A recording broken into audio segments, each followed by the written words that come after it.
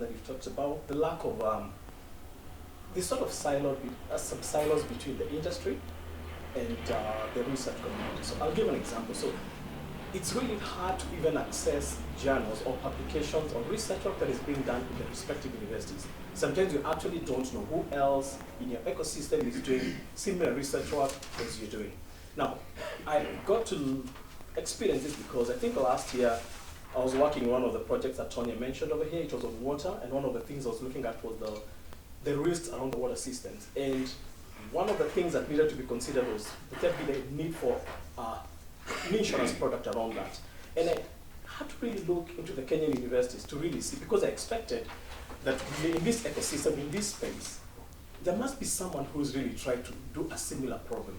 And it really took a lot of time before I actually saw something in JQuad, someone who had tried to do something close to that. So there seems to be lots of silos in terms of research institutions or research academic institutions, research what they're doing. So I think there's need for more partnerships and more collaborations across that.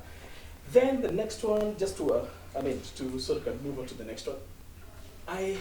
Again, I'm a mathematician by training, and I think one of the things I've realized is that there's sort of a bias towards, in terms of the trainings for computer science IT programs, towards just applications. It is sort of a weakness on the underlying science, and in this case, mathematics. Because I'll give an example of like neural networks or machine learning, artificial intelligence things. There's a lot of mathematics that go beneath what really works. And the problem is nowadays, it's possible you go on Google, you find someone who's done an algorithm that does something close to what you want. And the challenge is enough times you find people trying to map, transpose that to the problem that you're trying to solve. But you see, as long as someone does not fully understand why does this model work the way it works, then it becomes hard to be creative and innovative. And so I guess this is a challenge also to the academicians, and I'm also part an academic, I do some work in Strathmore. The need to emphasize that yes, we are computer science, your training is computer science, but you need, I don't hope to be someone to be trained as a mathematician, but I think it's important to realize there's a lot of math behind most of these tech products or tech tools that really work on. So I feel it's important, even as you train researchers, as you train people who are in this space, to help them appreciate a bit of mathematics. I don't want to belabor the point, but about 2 or 3 weeks ago, I did a course in mathematics of neural networks, and we had a good panel somewhere. But there was a challenge actually getting to help people understand that actually you're using multivariate calculus to solve the neural networks behind the algorithms. And so I feel there's need of, even as we train and we churn out more graduates in the researching this area, also to emphasize a bit more on the tools and why the tools work. Yeah, I wrote down application versus theory to generalize it even a bit more beyond that. So thank you all. This is a great list. One thing that was interesting that came out a little bit, but not as much as I might have thought, was funding.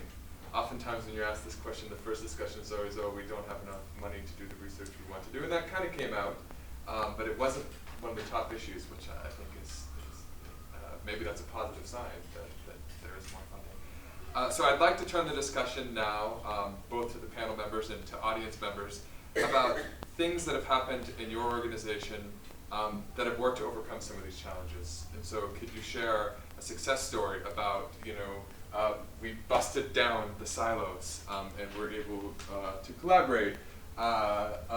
Even stories about,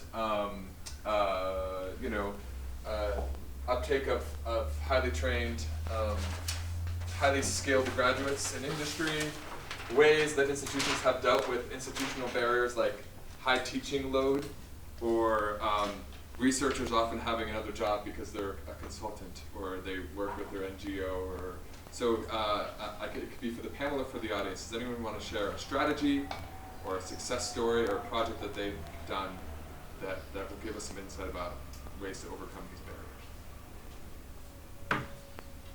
It's much easier to list the problems than it is to talk about solutions.